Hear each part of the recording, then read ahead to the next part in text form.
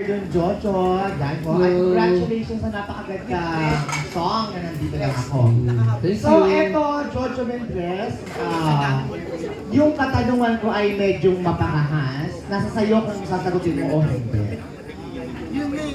Okay.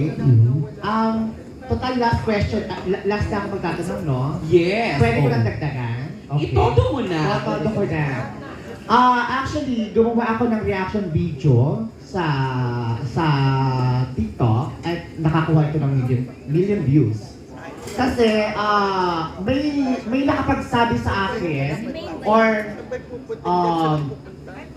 according sa source ko, kaya hindi mo masyadong kinikita ngayon si Mark Heras dahil may mga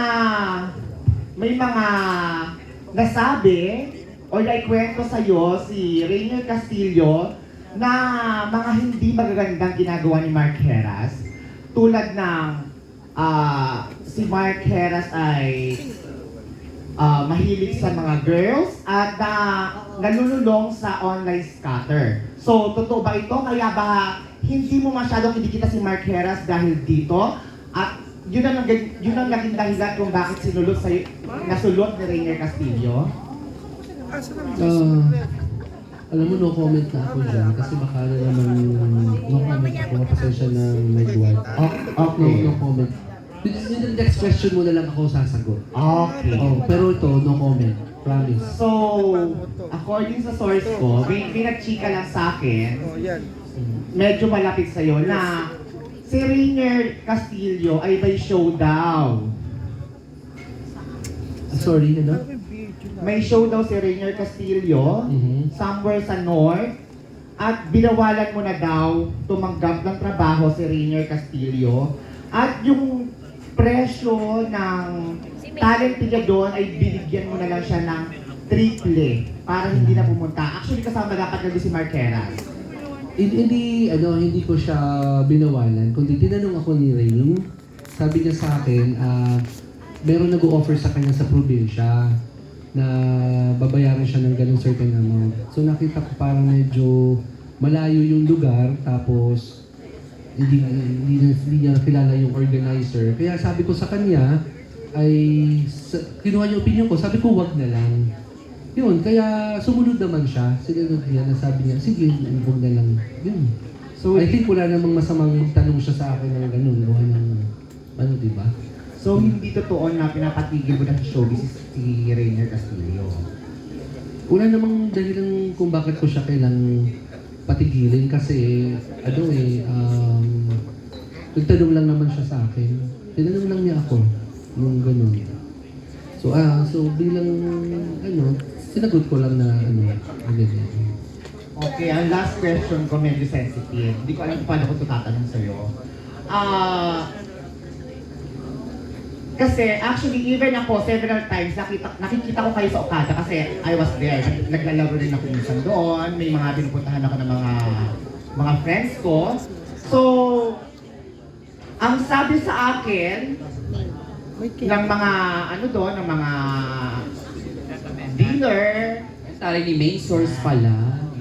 sabi sa akin ng dealer, sabi ng mga ibang source ko, na mas pinili mo daw si Rainier Castillo at ang tawag dito ngayon, Bebe. And then, kaya niligwak mo na si Mark Heras dahil napasok na ni Rainier Castillo ang pweba ni Jojo Mendres. So ano masasabi mo doon? Kaya niligwak mo si Mark Heras.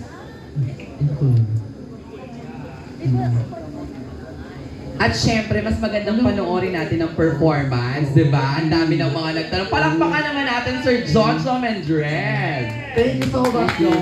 Yes. Ayan ako magla-last question kay Jojo. Yes. Tsaka I love Tito Morley talaga. Nakita ko at saka si Kuya Reggie talaga. Yung tinanong na yung parang sa Intramuros na Puerto del Parean talaga namang lahat ng tao sa gilid mo ay gumalaw na. Yun na. Jo, tanong ko lang mula doon sa paglilili mo ng tingting hanggang sa kinauupuan mo yan. Ano ang natutunan mo? Ano ang moral lesson at moral values ng isang Jojo Mendres? Wow. I love it. Ito ho ay, unang sa lahat, maraming salamat sa inyo ha. Dahil nag-effort talaga kayong dumating kasi alam ko may mga ganap pa kayo mamaya pero inunan nyo ito. So, ang natutunan ko lang talaga doon, kailangan huwag kang manghuhusga ng kapwa mo. At dapat kahit i-bless ka ng Panginoon, never kang magiging maramot o kailangan pagdalawahin mong salita ang kapwa mong nangangailangan. Yun talaga ang naano ko, Morley. At kahit hindi ka hinga ng tao, pag nakita mong, kasi there are people na may pangangailangan na nahihiyang magsabi. So, dapat marunong ka rin makaramdam ng kapwa mo na nangangailangan. Magkukusa ka doon. Hindi mo kailangang ipamalita or kailangang hayaan mo pa siyang makiusap sa'yo. Yun mo yun.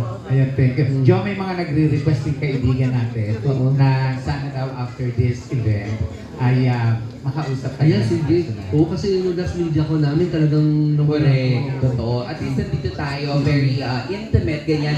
Pero syempre, tapos na tayo sa